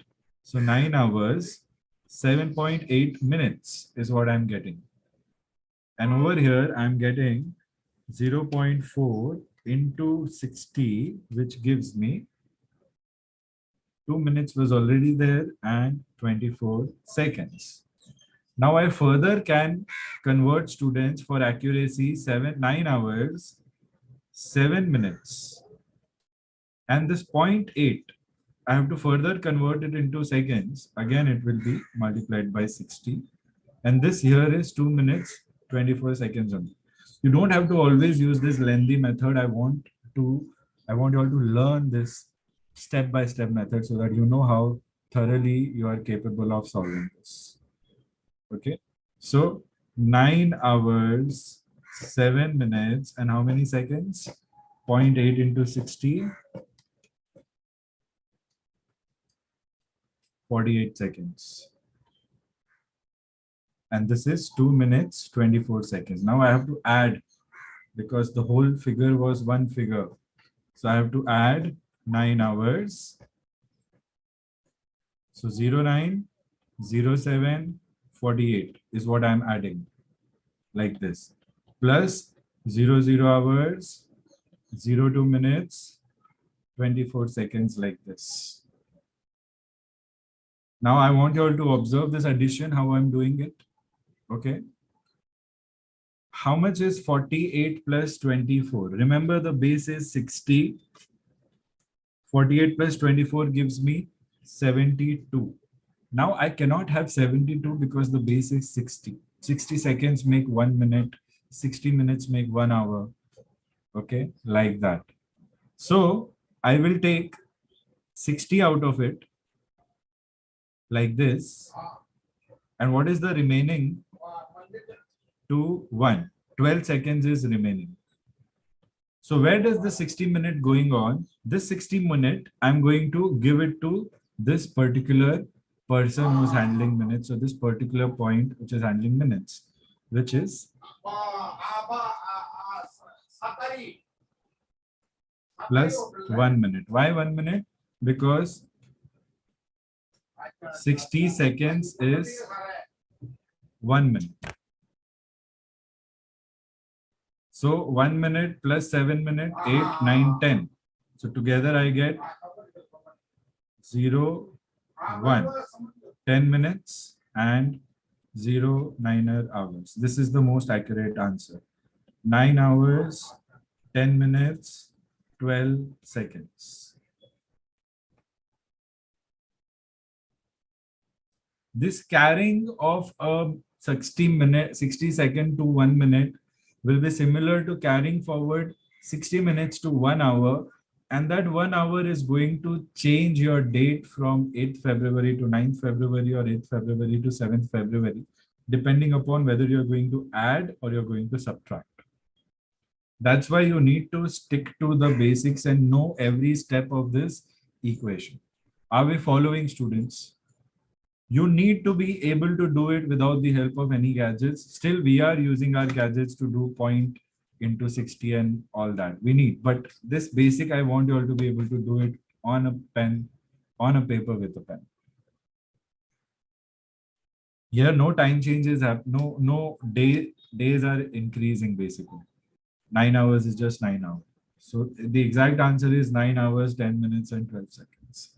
In the exams, chances are you'll always be getting rounded off answers.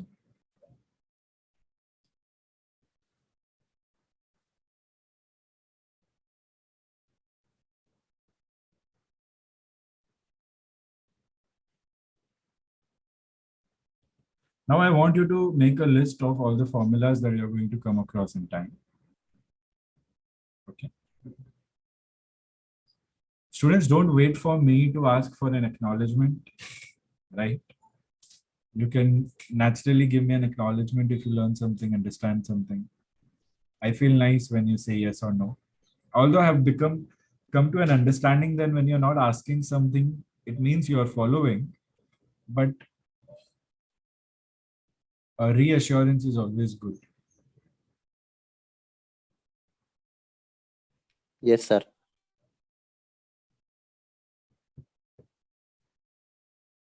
It's like, I know it's a little weird. It's like using an Apple device and getting calls from Apple daily that Apple is asking, is your phone working fine? Is your computer working fine? Is your tablet working fine? But it's not like that, it's a daily thing. So I need daily reassurance. So write down a few formulas.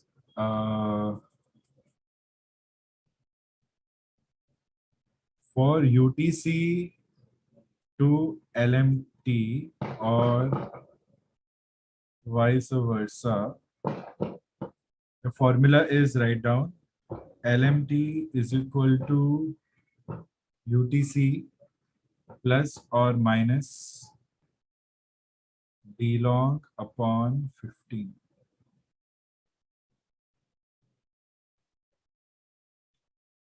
Plus for east and minus for west.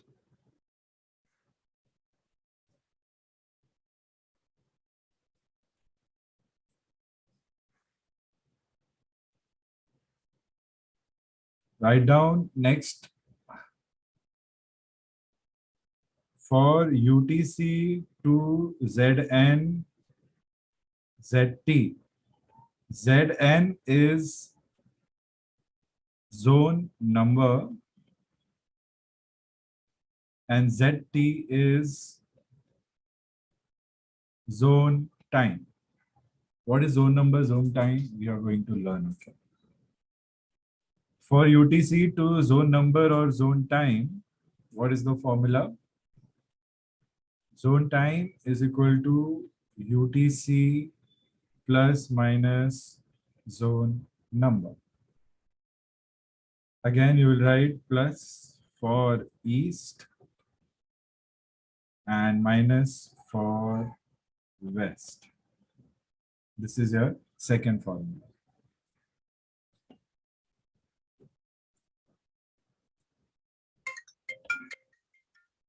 Third formula, finding zone number.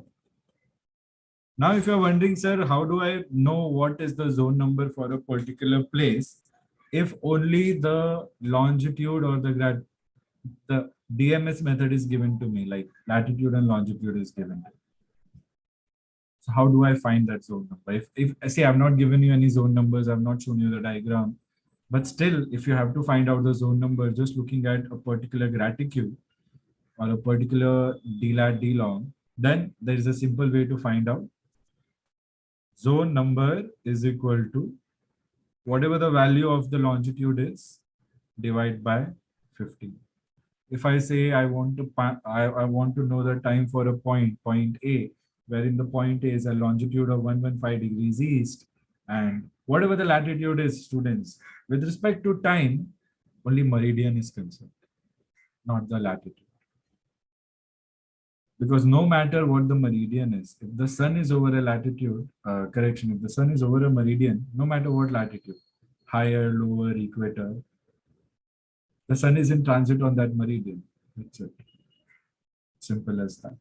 Even if the sun is in the northern hemisphere, 23.5 degree north, we would say the sun is in transit for that particular meridian. So to find out zone number, you get longitude divided by 15. Okay, these are three important formulas. We are going to base all our calculations on these three formulas only. They are easy formulas, but quite confusing with respect to date and certain calculations. I'm going to give you a rough idea about zone numbers.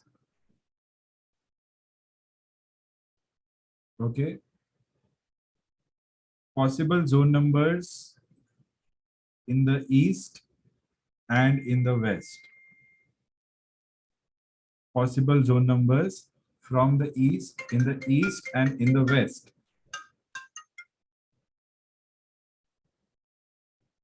In the east, you will write zone numbers are from -1 to -12.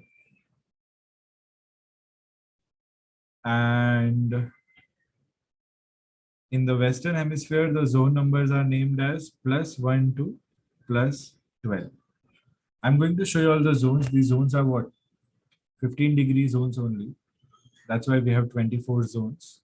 So 12 zones we are saying are in the Eastern hemisphere and 12 zones we are saying are in the Western hemisphere. So the first zone is -1, second zone is -2, third zone is -3. How first, second with respect to the Zulu zone is what I'm trying to say. Okay. And when it comes to a figure known as zone time, the zone time actually gives you the difference in the time between that particular zone and the zone of Zulu. Okay, that's how we get +530 for India. That is IST. The zone time for India would be a little different from the IST. So the zone time in East and the zone time in West based upon these zones. So if zone number is -1, zone number is -2, -3, then the zone time would be in the East. Zone number -1 will have a zone time +1 UTC. So whatever your time is in UTC, add 1 hour and that will be the time, present time for that particular zone. What is the number of the zone? -1, like that. I'm going to show you in a very easy to understand diagram. But first you write this much so that you already have a brief in one place when you're learning the diagram. And it will go up to how much? +12. And in the Western, your zone time would be starting from -1. So any place that is the next zone after the Zulu zone in the Western hemisphere will be 1 hour behind. So London is a place which is behind half of the world and it is ahead half of the world. It is like that. So it makes a good reference point. So there are half of the world of the whole Eastern hemisphere is where people are waking up early compared to those people who are in the Zulu zone, London, UK, nearby areas. 15 degrees is much, right? 15 into 60, if you do, you get how much? So many nautical miles, 900 nautical miles or so on. And any place in the Western hemisphere, people in the UK are having the sun first and the others are having the sun later on. So zone time would be -1 to -12 like this. So any place that is 180-degree opposite to Greenwich meridian, the time for that particular zone would be -12 hours UTC. And if it is in the east, it is +12 hours UTC, like that. Okay, so these are zone numbers. Do not confuse zone numbers. If you're calculating time, you need to have zone time. Okay, and to be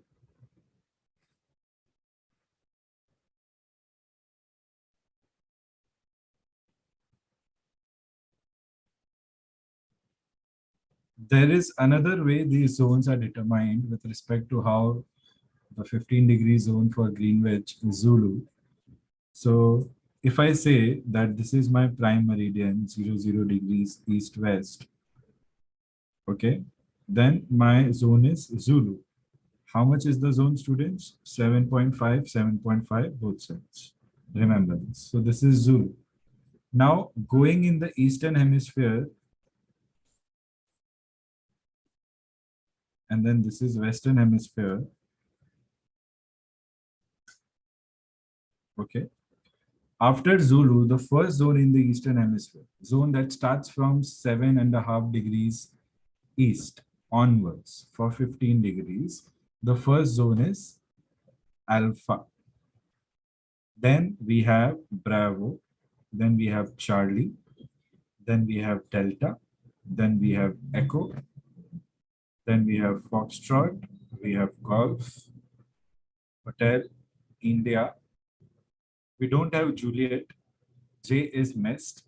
Then we have Kilo. Then we have Lima. And then we have Mike. So how many zones? 1, 2, 3, 4, 5, 6, 7, 8, 9, 10, 11, 12. 12 zones on the east of Zulu, A to M. Then there are 12 zones on the left of Zulu. Okay. Remember, we can only have 24 hours in 360 degrees. Right now, we are going to see the total number of zones is increasing to 25. How is that possible? It is possible if we convert the last two zones, which are close to the anti-prime meridian, as semi-zones and give 6 hours to each. So 2 semi-zones and 23 major zones together make up 24 hours. Remember, this is a very tricky point. I'm giving it to you like I'm serving you cake on your birthday. So make sure you enjoy it, understand it, okay? So what is the first zone after Zulu in the Western Hemisphere, after Zulu zone? It starts with where the last Eastern zone ends, that is Mike. So the first zone is November, okay? And then Oscar, then Papa, then Quebec, then Romeo, then Sierra, after that Tango, then Uniform, Victor, Whiskey, X-Ray, and Yankee. How many? 1, 2, 3, 4, 5, 6, 7, 8, 9, 10, 11, 12. 12 on the right, 12 on the left. Juliet as a letter is missing, remember that. And out of these two,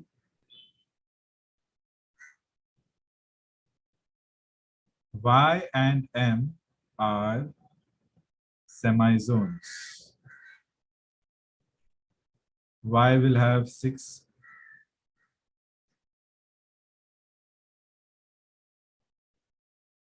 "30 minutes" I meant.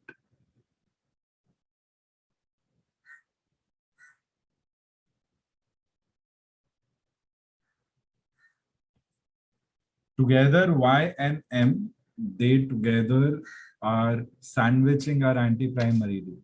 It is in the center, anti-prime meridian. So 7.5 right of anti-prime meridian and 7.5 left of anti-prime meridian is Mike and Yankee. In the eastern is Mike, in the west is Yankee.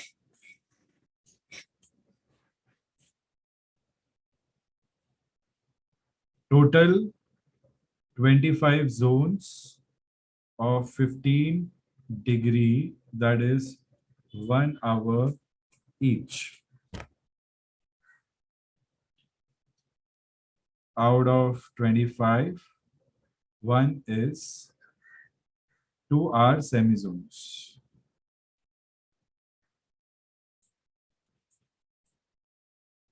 Which is Yankee and Mike.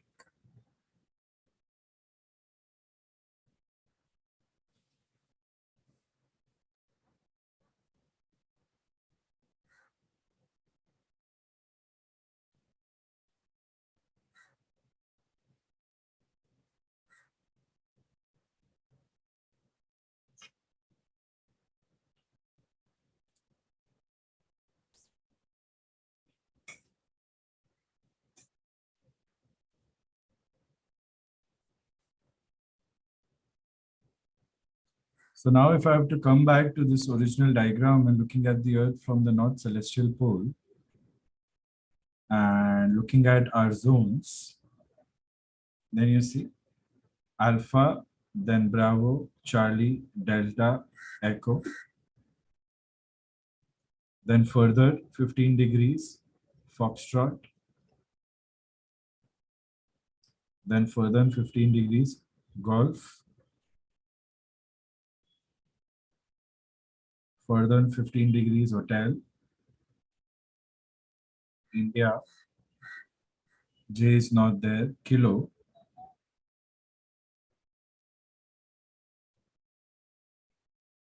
Lima.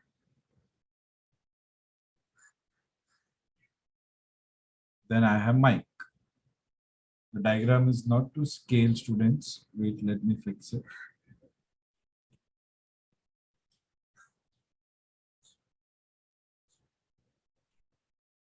So can anyone tell me the starting meridian and ending meridian of Echo? The start meridian and end meridian of Echo as a zone. The difference is 15 degrees. But what is the start meridian and end meridian of Echo?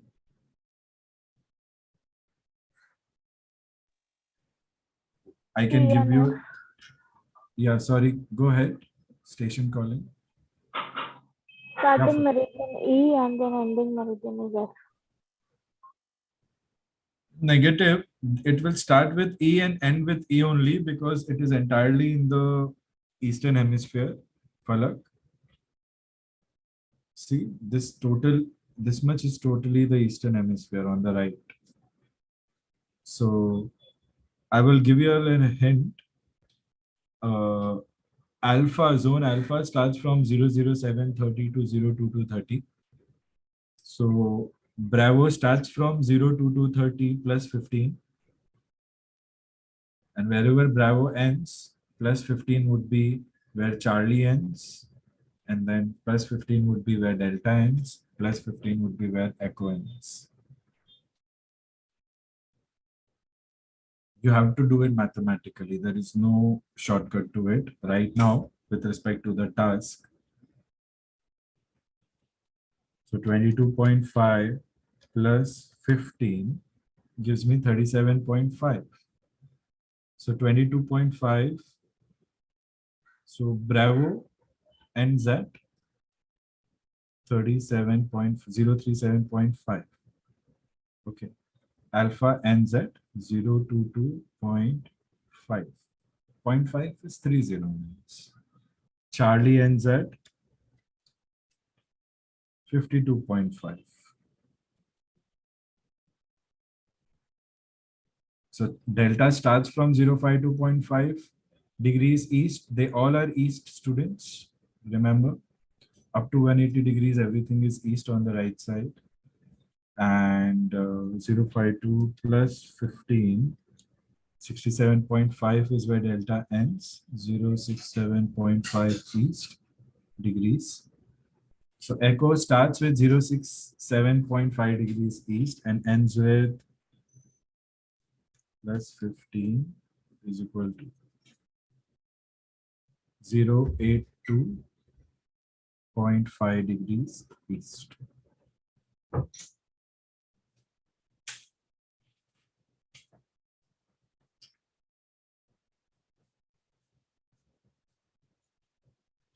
These are basic, students. These basics I want you all to learn at least once in your life.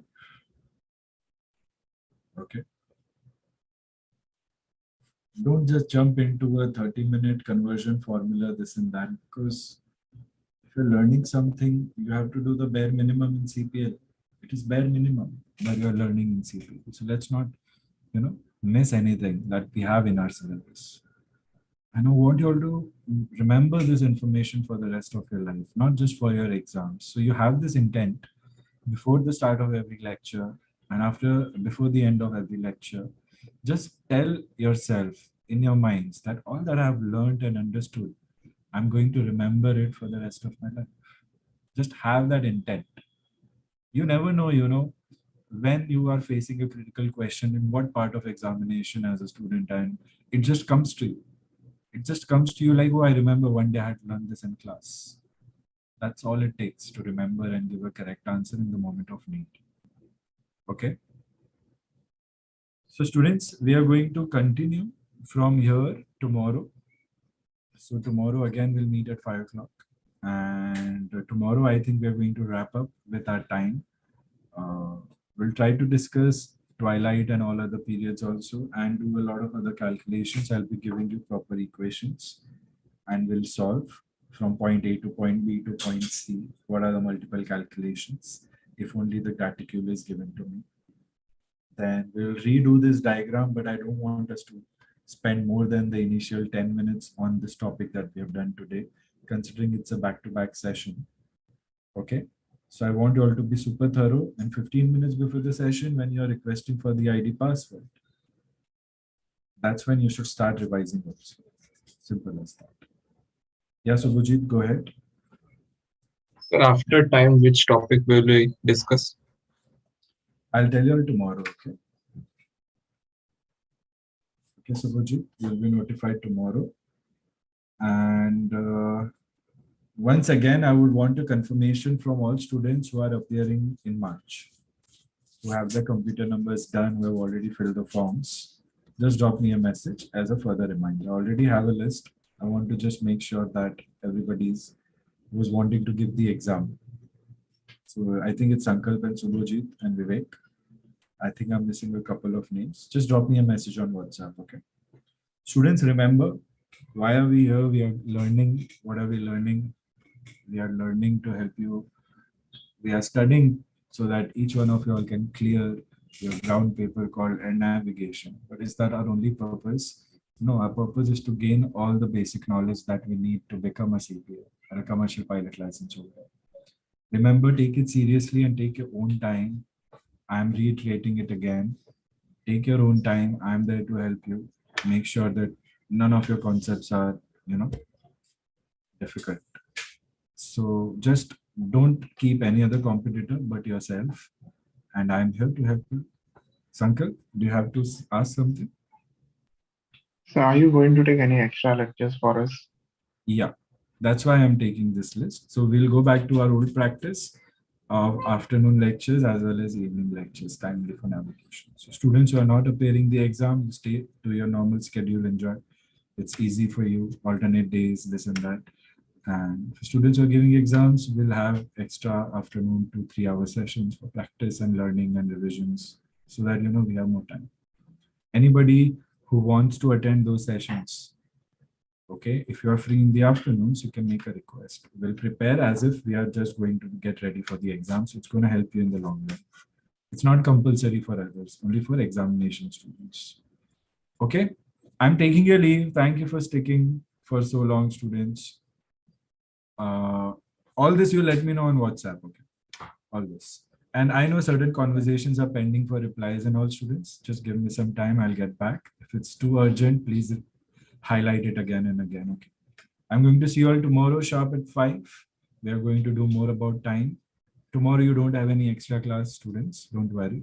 You'll be notified about it. And Subhajit, don't worry about your schedule. Okay, I'm going to work things around so that you don't miss much. That's why. Just let me know, examination students, your list, and whoever wants to attend those sessions, you'll also let me know. Other than that, no more assignments. Make sure whoever is not finished, you send me your assignments quickly for your D-lat, D-long sums, grade circle, Ramla, and departure. And I'm going to see you all tomorrow, 5 o'clock. Take care, everyone. Okay, see you. Thank you, sir. Thank you, sir. Thank you, sir. Thank you, sir. Most welcome, everyone. Thank you, sir.